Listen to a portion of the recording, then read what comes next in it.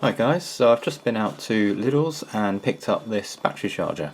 This is branded Ultimate Speed, and that's the same brand they used on the jump pack which I reviewed in a previous video. So this is a battery charger for your car or motorcycle. It does 6-volt batteries, so typical motorcycle battery, and 12-volt batteries as well. It says it can do batteries that have got 1.2 to 120 amp hours capacity, protection against reverse polarity, short circuit and overload, pulse charge to recharge flat batteries, long-term connection for optimal charge retention without sulfurate formation. Now that's, I think, is linked in with the pulse charging. The pulse charging will pulse either sort of spikes of voltage or sort of pulses of current. It does it very, very fast under sort of PWM control, and that can help prevent the formation of sulfurate on the plates inside the battery. So it can help sort of maintain the life of the battery, and also it can help restore a dead battery. LCD display, yep, and LED for polarity, warning, error and standby mode. So I picked this one up just now. This was $13.99, which seems a very reasonable price for a intelligent battery charger. So we'll open up the box. So inside we have got the charger itself, all the associated cables, and some instructions. So just have a look at this. I suspect it's going to tell us pretty much what was on the other box, and also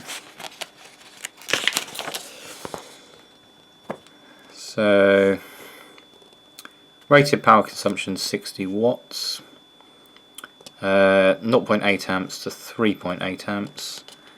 Yeah, so it's basically a 4 amp charger. 3.8 amps is the maximum, so it's not a rapid charger by any means. So we can measure battery voltage. So programs 6 volt, 12 volt. So program 2, 12 volt batteries with capacity less than 14 amp hours. Program 3, 12 volt batteries with capacity between 14 and 120 amp hours. So I don't know why you would actually have, you certainly wouldn't necessarily have a car battery that's less than 14 amp hours, but I expect that will relate to a 12 volt motorcycle battery that's less than that. So program 3 is what you generally want to be using.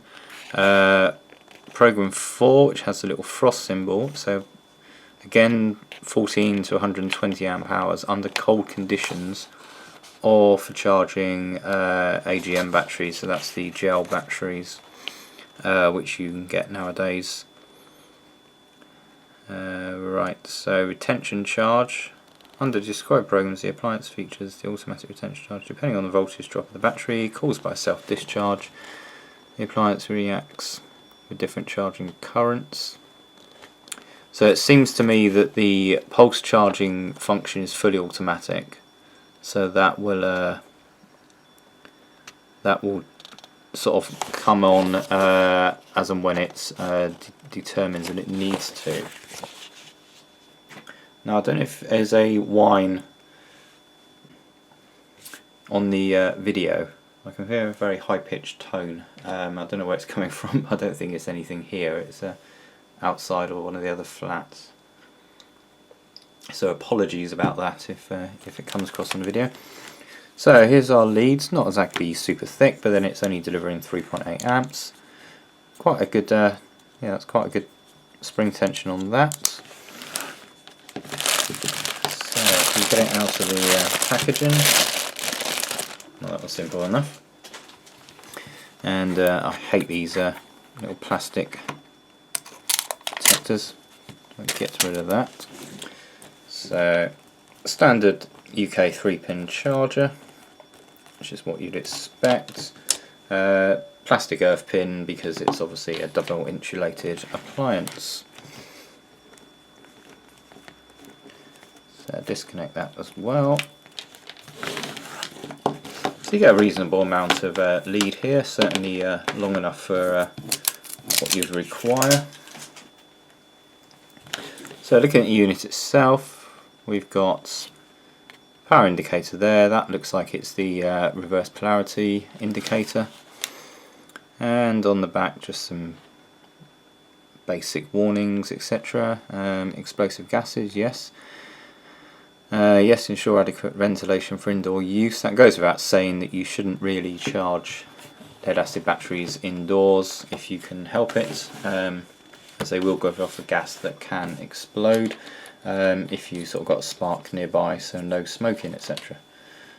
So I'll go and get a lead acid battery and we'll plug it in and see what it does. Okay, so I've got a old battery here. Now I don't know the state of this battery. I basically just borrowed this from work to test this device. So got the thing plugged in and turned on. It just powers up on its own, so it's currently just saying 0 volts because it's not connected to anything. So we'll just check the voltage of this battery.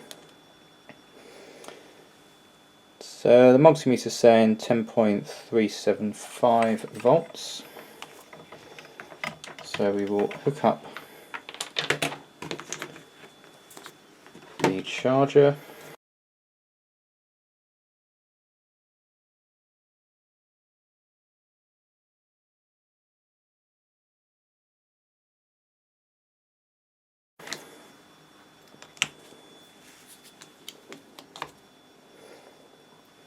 Okay, so that's saying 10.2, so there's a bit of a difference in the voltage readings there, but that's not a problem. So pressing the mode button doesn't seem to do anything much. Now it could be that it's detecting the battery is very low and not charging, although it should start its pulse charging. So I'm just going to have a quick look at the instructions and see if I can see what's going on there. Okay, so having had a look at the instructions, basically what's going on there is if the battery voltage is below, let's have a look here, I think it's 7 odd volts. Yes, it says if the battery is measured between 3.7 and 7.3 volts, only program 1 can be selected. So 12 volt batteries are what we've got.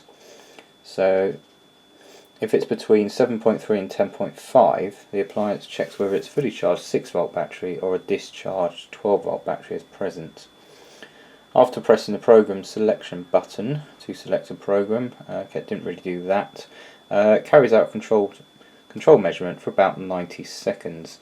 That seems to be where it's sort of basically just checking what the voltage is, so it didn't really do a 90 second, I don't think, there.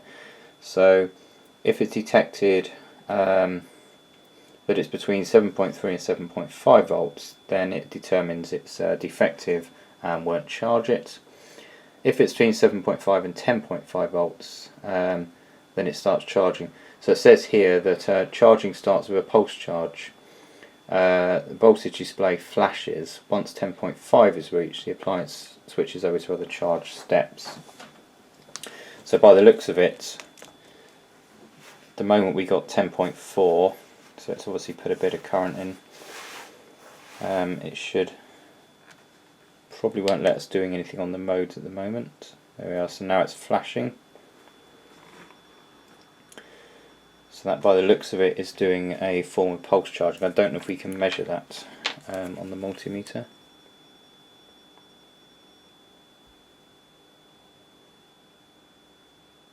No, nothing's showing up. Just the actual voltage we got, 10.5.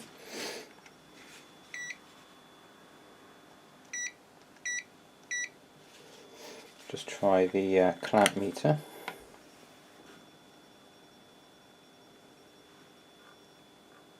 There's not really anything at all. So I don't know if that is actually pulse charging at the minute, or if that is just doing its battery check. So we'll leave that for a while and see what that does.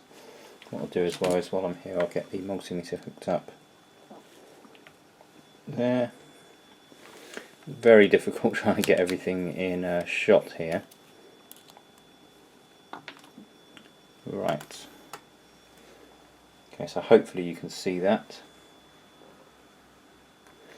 So we're still flashing and we're saying 10.3 volts at the minute, so the voltage is dropping. That's probably because the multimeter is putting a bit of a load on it.